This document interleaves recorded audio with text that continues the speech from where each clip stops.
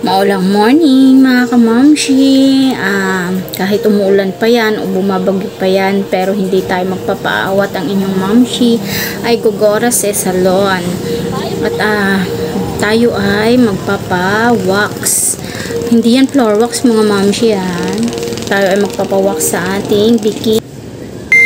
Ngayon dahil medyo malago na yung mga talahib ng ating bikini, kaya ayan, ipapabunot na natin.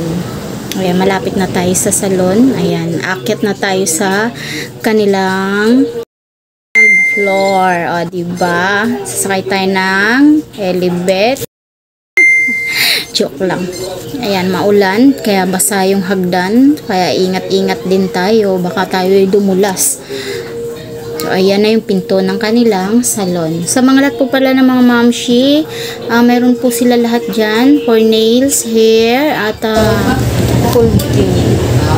RF, IPL, Kinwax, lahat pala, sa LIFO, about ganyan, sa mga glota. Ayan, habang nag-aantay tayo kasi iniinit na yung wax.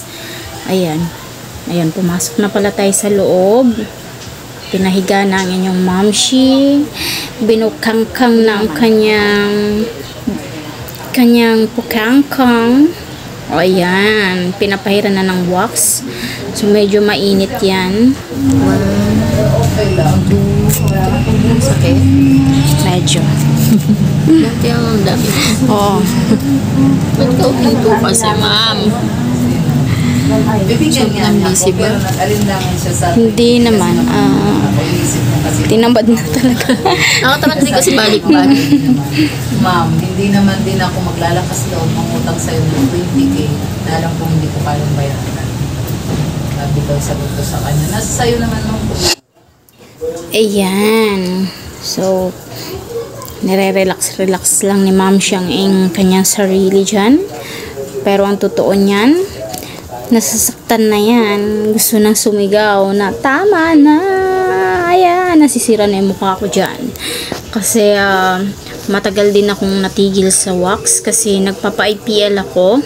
At sa mga nagtatanong kung ano po yung IPL, para po yung laser na mainit na machine na pinapahid dun sa balat ng yung bikini para yung roots nung mga kabuhok-buhukan natin dyan ay mamamatay. Magko-close pores na siya para hindi na siya tutubuan or may tutubo man pero manipis na lang. Lesson learned. Yan.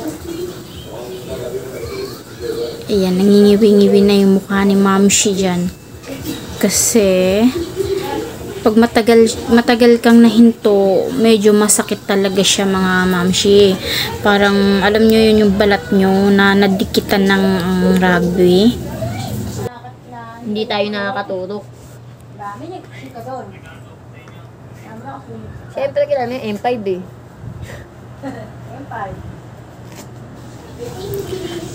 Habang nagtatanggal siya kasi patapos na yan, ayan, nagmamarites muna sila ng kanyang mga kasama dun sa kabilang kwarto. Ayan, mga inuulit na lang niya yan kasi yung iba hindi pa natatanggal. Ayan, hindi pa rin siya tapos. Nagmamaritesan sila ng kanyang kasama. Kaya ayan si mamshi nyo, relax lang dyan. Ngingiwit na naman yung mukha ni mamshi. Masakit talaga siya, as in masakit. Pero dahil ako ilang beses na akong na-wax, tapos na-stop lang ako ng IPL, kaya ganyan. Masakit pa rin. Sakit ba? Good daw, good. Malinis. Malinis ang pagkagawa. Ayan, lumabas na tayo sa salon. At tayo'y diretso na ng palengke.